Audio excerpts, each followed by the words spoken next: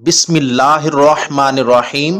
مولانا رومی رحمت اللہ علیہ فرماتے ہیں کہ تالکان کے رہنے والا ایک شخص جس کو شیخ ابو الحسن خرقانی کی زیارت کا بے حد شوق تھا، راستے کی دوری اور سفر کی مشکلات کا خیال آتا تو خرقان جانے کی ہمت نہ پڑتی۔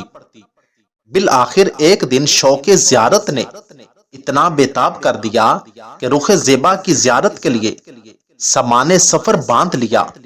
راستہ کٹھن و دشوار گزار تھا، لیکن وہ عزم کا پکا تھا۔ کئی دن تک پہاڑی اور جنگلی راستے سے ہوتا ہوا ایک طویل اور پرصعوبت سفر کے بعد آخر کار منزل مقصود تک پہنچ گیا۔ شہر خرقان پہنچ کر اس نے شیخ ابو الحسن خرقانی کے گھر کا پتہ دریافت کیا۔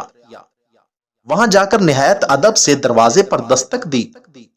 تھوڑی دیر کے بعد ایک عورت نے گھر کی کھڑکی سے جھانک کر پوچھا، کون ہے؟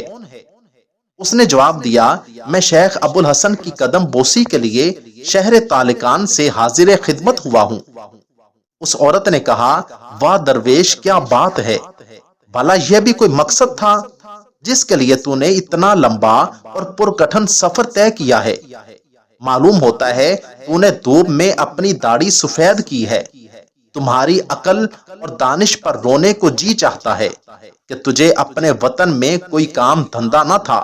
وہ شخص یہ ماجرا دیکھ کر ہکا بکا رہ گیا اور اس کی آنکھوں سے آنسو بہنے لگے، لیکن اس نے ہمت کر کے پوچھا، حقیقت حال کچھ بھی ہو مجھے یہ بتائیں کہ شیخ صاحب کہاں ہیں؟ چونکہ وہ عقیدت مند تھا، اس لیے اس عورت کی باتوں پر خاموش رہا۔ عورت نے جواب دیا، ارے وہ کہاں کا شیخ و شاہ بن گیا، اس نے تو دھوکے کا جال بچھا رکھا ہے اور تجھ جیسے احمقوں کو اپنی ولایت کے جال میں پھنسایا ہوا ہے۔ اب بھی وقت ہے، جہاں سے آیا ہے الٹے پاؤں واپس چلا جا، ورنہ اس دغا باز کے چکر میں پھنس کر تباہ و برباد ہو جائے گا، اور نہ دین کا رہے گا نہ دنیا کا۔ وہ بڑا حضرت ہے، اس کی زبان اور آنکھوں میں ایسا جادو ہے کہ اچھا خاصا عقل مند بھی اس کے فریب میں آ جاتا ہے۔ اب اس شخص کے صبر کا پیمانہ لبریز ہو گیا اور کہنے لگا، چراغ تلے اندھیرا، بی بی شیخ کے انوار و فیوز سے ایک دنیا جگمگا رہی ہے اور ان کی عظمت نے افلاک کی رفتوں کو چھو لیا ہے۔ چاند پر تھوکنے والا اپنے منہ پر ہی تھوکتا ہے۔ کتا دریا میں گر جائے تو پانی ناپاک نہیں ہوتا۔ آفتاب عالم پر لاکھ پھونکے ماریں وہ کبھی نہیں بجھ سکتا۔ چمگادڑ رات کے اندھیرے میں اڑنے والی سورج کو نکلنے سے کیسے روک سکتی ہے؟ غرض درویش نے شیخ کی اہلیہ کو ایسی کھری کھری سنائی کہ اس کا منہ کھلا کا کھلا رہ گیا۔ وہ آدمی وہاں سے نکل کر شہر کے لوگوں سے شیخ کا پوچھنے لگا تو کسی نے بتایا کہ وہ جنگل کی طرف گئے ہوئے ہیں۔ یہ سنتے ہی وہ راہ حق کا مسافر دیوانہ وار شیخ کی تلاش میں جنگل کی طرف روانہ ہو گیا۔ راستے میں شیطان نے اس کے دل میں وسوسے ڈالنے شروع کر دیے۔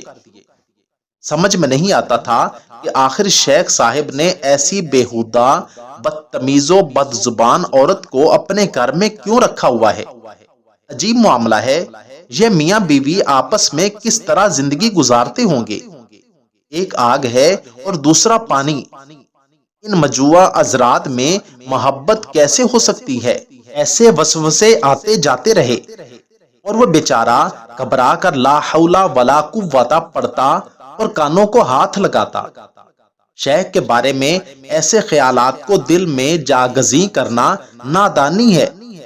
انہی سوچوں کا تانا بانا بنتا چلا جا رہا تھا کہ آخر دل نے کہا کہ اس میں کوئی بھید ہوگا۔ وہ انہی خیالات کی دنیا میں گم تھا کہ اس کی نظر ایک شخص پر پڑی جو شیر کی پیٹھ پر اس شان سے سوار تھا کہ پیچھے لکڑیوں کا گٹھا لدا ہوا ہے اور ہاتھ میں سیاہ سانپ کا کوڑا ہے۔ عقیدت مند سمجھ گیا کہ یہی شیخ ابو الحسن خرقانی ہیں۔ اس سے پہلے کہ یہ سب کچھ عرض کرتا، شیخ صاحب نے دور سے ہی مسکراتے ہوئے فرمایا، عزیزم، اپنے فریبی نفس کی باتوں میں نہ آؤ اور ان پر دھیان نہ دے۔ ہمارا اکیلا پن اور جوڑا ہونا نفس کی خواہش کے لیے نہیں ہے، بلکہ یہ تو اللہ عز و جل کے حکم کی تعمیل کے لیے ہے۔ ہم اس جیسے سینکڑوں بے وقوفوں کا بوجھ برداشت کرتے ہیں۔ یہ گفتگو میں نے تمہاری خاطر کی ہے تاکہ تو بھی بدخو ساتھی سے بنائے رکھے اور اسے ہنسی خوشی برداشت کر، کیونکہ صبر کشادگی کی کنجی ہے۔ اللہ تعالیٰ نے مجھے یہ بلند مقام اپنی بیوی کی بدزبانی پر صبر کرنے کی وجہ سے ہی عطا فرمایا ہے۔ اگر میں اس کی ہرزہ سرائی برداشت نہ کرتا تو یہ شعر میرا مطیع کیسے ہوتا؟ مولانا رومی رحمت اللہ علیہ اس واقعہ سے یہ درس دے رہے ہیں کہ انسان کو ہر حال میں راضی برضائے الہی رہنا چاہیے اور صبر و شکر سے کام لینا چاہیے۔ یقیناً صبر کرنے سے ہی اعلیٰ مقامات و عرفان حاصل ہوتے ہیں۔ اللہ تعالیٰ صبر کرنے والوں کے ساتھ ہوتا ہے۔ اللہ تعالیٰ ہمیں سمجھ کر عمل کی توفیق عطا فرمائے، آمین ثم آمین۔ اگر آپ کو میری یہ ویڈیو اچھی لگی ہو تو ویڈیو کو لائک، چینل کو سبسکرائب اور ساتھ دیے گئے بیل آئیکن کے بٹن کو ضرور دبا دیں۔ شکریہ، والسلام۔